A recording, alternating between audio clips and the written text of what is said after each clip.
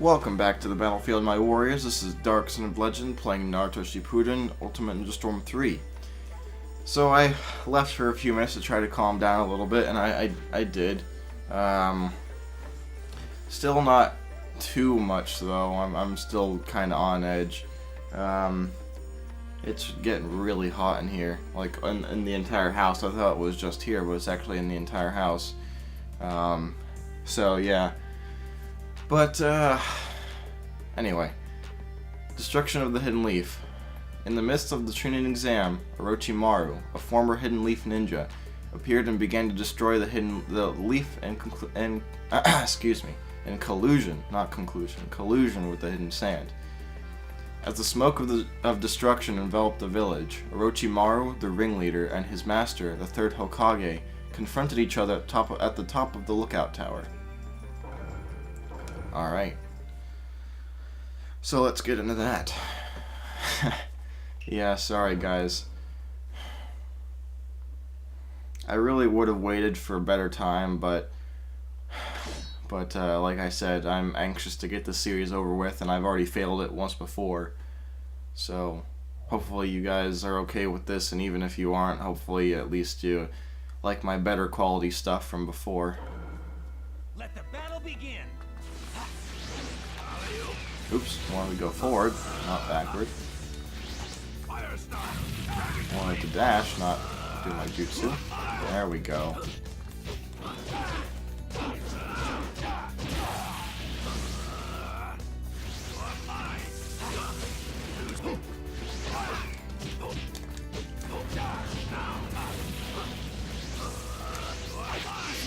Ooh, phew.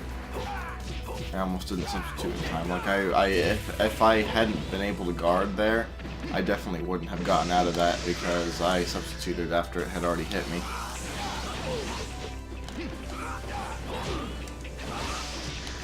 Stop it.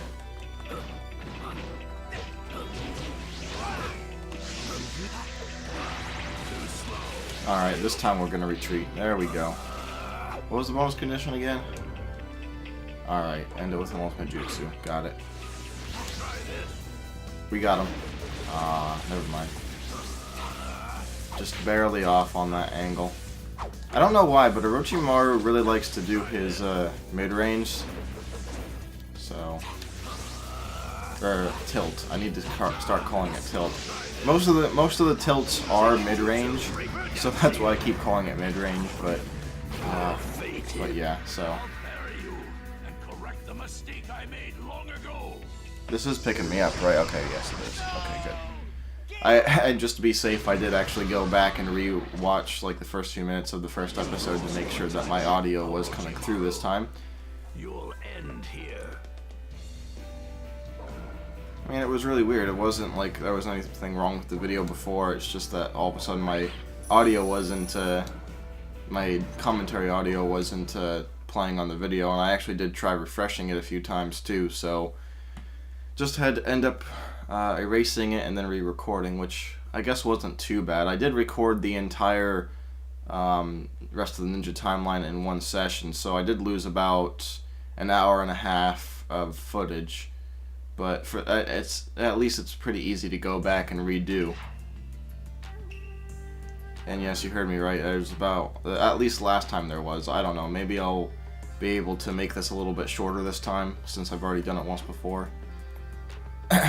Naruto and Gaara. When the third Hokage was locked in mortal combat, Naruto and his friends faced Gaara of the Sand in the forest near the Hidden Leaf Village. With their wills at stake, a violent battle ensued.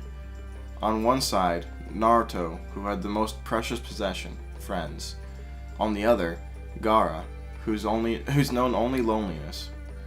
Who will win? Alright. If only I wasn't so, you know, for lack of a better term, and I know I'm saying this a lot, on edge. I don't really know how better else to explain it, but if I wasn't so on edge, then I probably would be able to do a better narration. Oh well. Decent enough, I guess.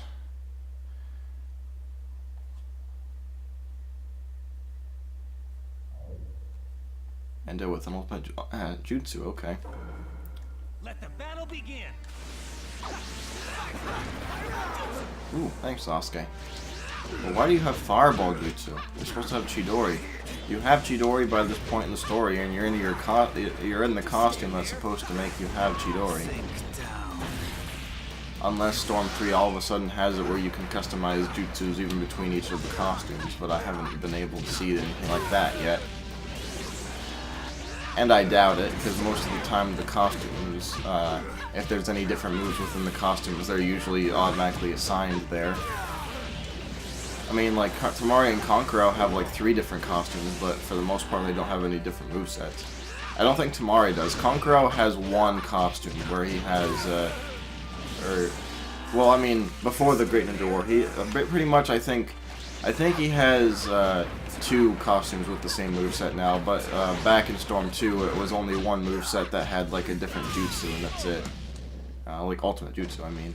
So, but you know, for the most part, costumes are either there just because the characters actually had them in the series, or if anyone has any different movesets, then it's usually assigned to that particular costume. So, but anyway, it's not such a big deal whether Sasuke is Chidori or Fireball or not. I don't really care.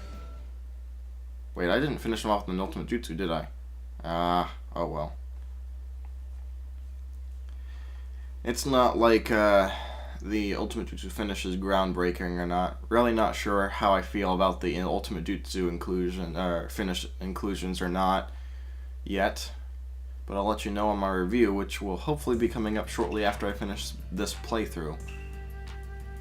Not that shortly, not like shortly like within a day or 2, but you know, I definitely plan on trying to get it out as soon as possible. There was actually a guy on Twitter,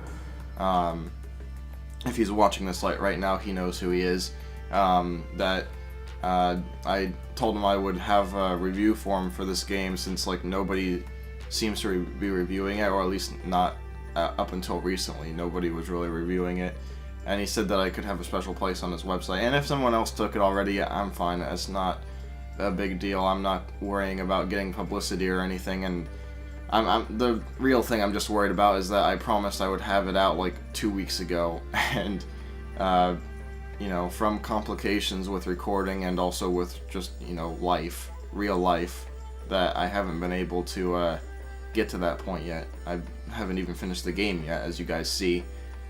So, I'm sorry about that. I really do want to get the review out as soon as possible. I can't really say when, because, you know, I'm not good at planning things. It's not like I plan something and then I'm like, oh, I'm not gonna do it anymore. But it's like to the point where I try to make a plan and things just happen. Like every time I ever make a plan, doesn't even matter if it's like real simple or real complicated. Every time I try to make a plan for the way I'm gonna be doing things in a day or whatever, it just doesn't work out ever.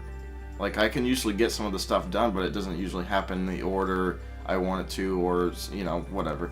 Anyway, enough of my ranting. Sorry. Akatsuki infiltrates. The third Hokage's sacrifice brought the destruction of the hidden leaf to an end. A few days later, 2 ninjas linked to the Akatsuki infiltrate the now peaceful village. Their names, Itachi Uchiha and Kisame Hoshigaki. Sensing trouble, Kakashi and the others quickly blocked their path, but... Alright, so... But yeah, long story short, review coming soon. Not sure how soon. I'm sure it'll probably be within the week. And that's actually a long time. But, you know, just like I said, life happens to me a lot. So, I'm gonna just tell you it's gonna be by the end of the week, definitely, but I'm not sure. Not sure exactly if it's gonna be sooner or later.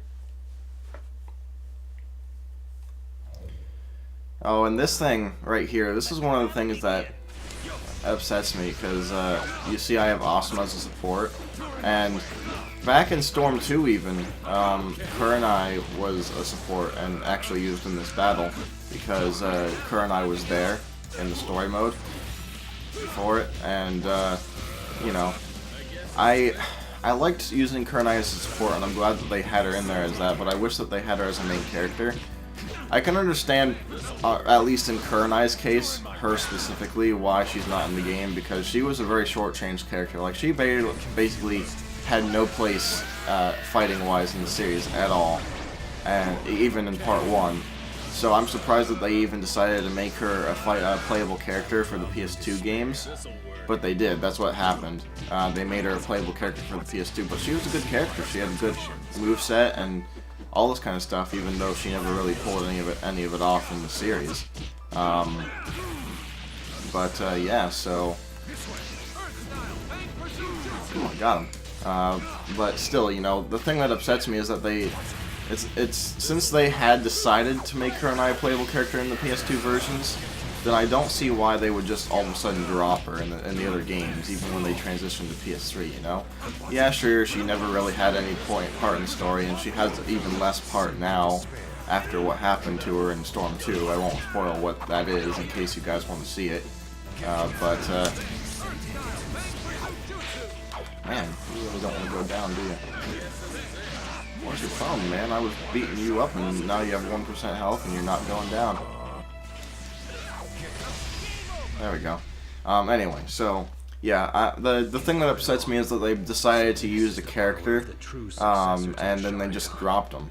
I mean, it was a good character, too. I mean, I don't know if they were popular or not, but in a game where you have, like, 90-plus characters at this point, Storm, like, it doesn't really matter who's a popular character or not, is it? I'm sure there'll be plenty of people that are more popular than others in this game. Itachi. Yeah, so I really don't think the popularity matters too much. And I don't really know why they dropped her, I'm just guessing right now, but, you know, I'd still think it would be cool to put her back in the game, because they actually successfully did good movesets with her. Same thing for the Sound Ninja 4, because, actually, I'll leave that until later. I'll talk about them when it's more appropriate, and you'll know what I'm talking about when I get there.